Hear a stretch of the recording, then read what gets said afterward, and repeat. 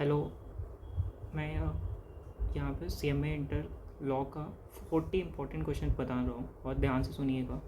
मैं स्टार्ट करता हूँ सबसे पहले कि कॉर्पोरेट लॉ से स्टार्ट करते हैं, क्योंकि काफ़ी क्वेश्चंस कवर होते हैं कॉर्पोरेट लॉ से। तो देखिए, पहला क्वेश्चन है, describe about one person company. OPC को डिस्क्राइब करना रहता है, तो उसमें आप ये हमेशा 7 नंबर का क्वेश्चन पूछता रहता है। 7 मार्क्स के हमेशा क्वेश्चंस पूछते रहते हैं, ठीक है। दैन सेकेंड क्वेश्चन है कि procedure for rotation of directors and reappointment of directors. ये भी क्वेश्चंस पूछे जाते हैं, बट इन दोनों का उतना कुछ अभी तक मैं देखा नहीं हूँ, बस पूछते हैं। मॉक टेस्ट पेपर्स में तो MTPs में तो ये पूछते हैं, बट क्वेश्चंस पेपर में मैं नहीं देखा हूँ उतना। हाँ, ये बहुत इंपॉर्टेंट क्वेश्चन है, ये मार्क कर लीजिएगा। ये मतलब हमेशा पूछ देते हैं, ये मतलब हर एक अटैम्प्ट में दिख जाता है। Audit committee under section 177। Then आपको क्वेश्चन नंबर 4 भी बहुत इंपॉर्टेंट है, rights of share holder under section 2 subsection 55। ये उतना नहीं पूछते हैं, ये MTP में पूछते हैं। और ये दोनों क्वेश्चंस तो मेरे अटेम्प्ट में पूछा गया था, ठीक है। एंड क्वेश्चन नंबर 6 पे आते हैं, ठीक है। Provision of the company regarding disqualifications for appointment of directors. अच्छा क्वेश्चन है, इसको आप B कैटेगरी में रख लीजिए और इन दोनों को A में रख लीजिएगा, ठीक है। And describe the provision related to registration of an association not for profit under section 8 of the company act 2013। ये आप B में मार्क कर लीजिए, ठीक है, इतना कुछ नहीं खास है। देन ये एक नया क्वेश्चन ऐड ऑन हुआ है, ठीक है। Removal of directors to confirm the alliance with the company policies and legal requirements का, ठीक है। इसके आंसर मैं प्रोवाइड कर दूंगा नीचे डिस्क्रिप्शन में, आप वहाँ से देख लीजिएगा कि जिनके आंसर ऐसा लगता है कि बुक में काफ़ी टाइम लग रहा है खोजने में, तो इसके आंसर में भी प्रोवाइड कर दूंगा। क्वेश्चन नंबर 9, ये भी एक A में मार्क कर लीजिएगा, ठीक है। द KMP क्या होता है, ठीक है। Then question number 10, describe the legal provision related to procedure of alteration of MOA। देखो, MOA का क्वेश्चन उतने खास नहीं आते हैं, ये भी MTPs में आते हैं, ठीक है। MTPs में आते हैं भाई, क्वेश्चंस पेपर में तो कम ही देखा हूँ। एंड इसके अलावा B पार्ट है, provision related to the remuneration payable to a director including managing directors. ये भी एक अच्छा क्वेश्चन है, इसको भी एक बार आप देख लेते हैं। ये A कैटेगरी का है, ठीक है। और duty of auditors provides under section 143, ठीक है। Then power of directors. Then question number 12, analyse the power of directors और डायरेक्टर ऑफ द कंपनी। ये भी अच्छा क्वेश्चन है, एक कैटेगरी उसमें रख लीजिएगा, ठीक है। तो ये कंपनी के हैं, ये इसका PDF मैं प्रोवाइड कर दूंगा, आप क्वेश्चंस देख लीजिएगा आपको अगर यहाँ से अच्छे से नहीं समझ आ रहा है तो। देन आप आइए बिजनेस एथिक्स पे। बिजनेस एथिक्स का भी 14 मार्क्स के तो आते ही हैं क्वेश्चंस। ये 14 मार्क्स के क्वेश्चंस आते हैं, ठीक है। पहला क्वेश्चन है, डिस्क्राइब द कॉन्सेप्ट ऑफ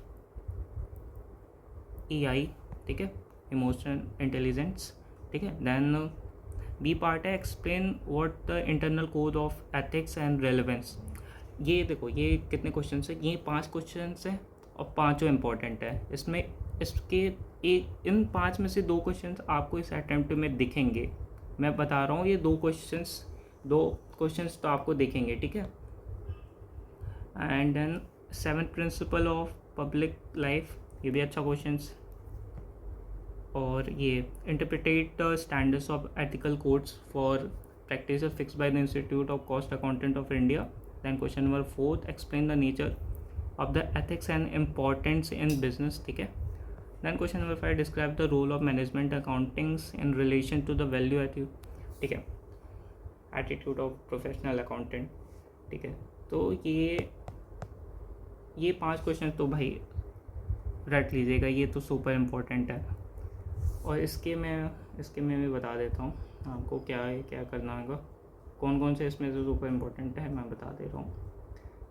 एक तो आपका ये है, देन आपका ये राइट ऑफ शेयर होल्डर्स है, देन रिगार्डिंग डिस्क्वालिफिकेशन है, KMP है, और एक और ऐड कर देता हूँ मैं इसमें एक और आप ले लीजिएगा, सेक्शन 62 बाईबैक का, अगर मुझे याद नहीं आ रहा है शायद यही है बाईबैक का सेक्शन।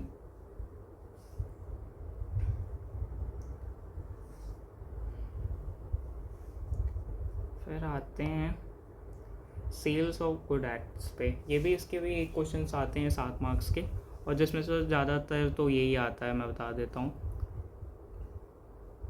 ये आता है कि आपको कंपेयर करना होता है कि contract of sales and agreement to sales में क्या होता है, तो एटलीस्ट आपको 8 से 9 पॉइंट लिखने होंगे, तो फिर मार्क्स मिलेगा आपको, 5 से 6 मार्क्स मिलेंगे। Then question number 2, understand by caveat emptor under sales of good act 1930, ठीक है, एंड उसके एक्सेप्शंस क्या हैं। देन आपको ये वाला let the buyer be aware ऐसा कुछ होता है, नेमो डेट गॉड नॉट हैबिट, देन अनपेड सेलर, ये 4 क्वेश्चन है, इसमें से आप देख लीजिएगा। ये चारों मतलब ये 4 ही है यार, इतने बड़े चैप्टर्स में ये 4 क्वेश्चंस बहुत इंपॉर्टेंट है, ठीक है। देन आपको जाना है ये नेगोशिएबल इंस्ट्रूमेंट एक्ट पे, इसमें तो या 2 क्वेश्चंस हैं, उसमें कुछ ज़्यादा मतलब इम्पोर्टेंट कुछ दिख नहीं रहा था, तो एक क्वेश्चन नंबर 1 देख लीजिए कि acceptance by mere signature of drawing without the addition of words expected on, then oral acceptance क्या होता है। एंड क्वेश्चन नंबर 2 है कि भाई बिल ऑफ एक्सचेंज डिसऑनर कब होता है मतलब, और नोटिस उसके रिगार्ड में क्या होते हैं। Indian contract act and LLP act, इसमें भी क्वेश्चंस आते हैं, और ये दोनों मिला के 14 मार्क्स कैरी करता है, ठीक है। तो क्वेश्चन नंबर 1 क्या होता है कि आप बता दीजिए सेक्शन 39 में कि इंडियन पार्टनरशिप एक्ट डिज़ोल्व कैसे होता है, ठीक है। देन क्वेश्चन नंबर 2 बताता है कि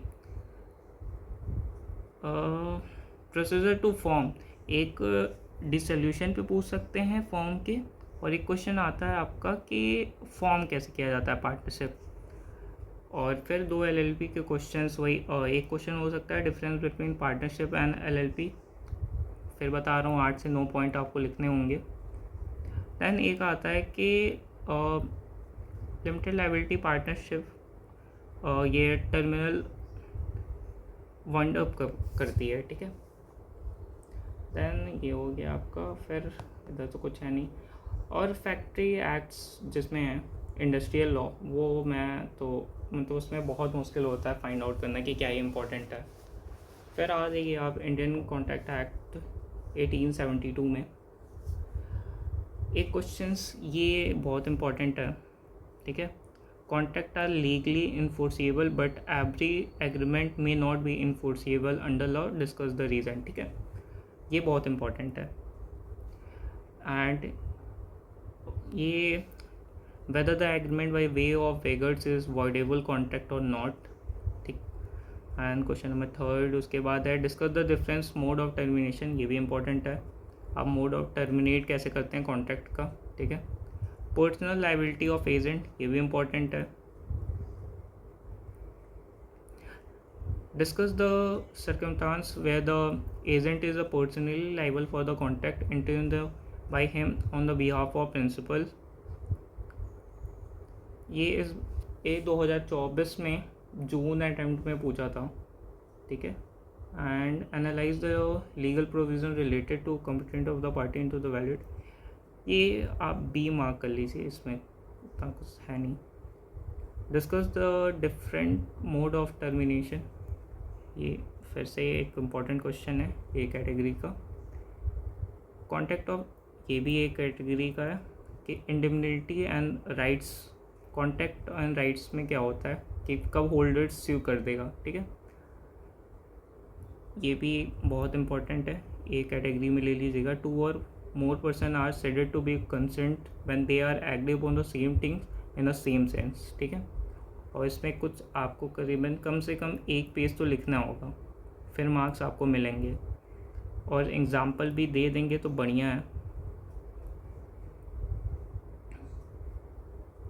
और एक कॉसी कॉन्ट्रैक्ट भी आता है, ये तो मेरे अटेम्प्ट में पूछा था।